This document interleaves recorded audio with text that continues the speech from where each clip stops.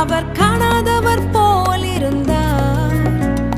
மோரியாவில் ஆபிரகாமை அவர் காணாதவர் போல் இருந்தார். ஈசாக்குக்கு மறுவாழ்வளித்து பாலூதி பெருகச் செய்தார். ஈசாக்குக்கு மறுவாழ்வளித்து பாலூதி பெருகச் செய்தார்.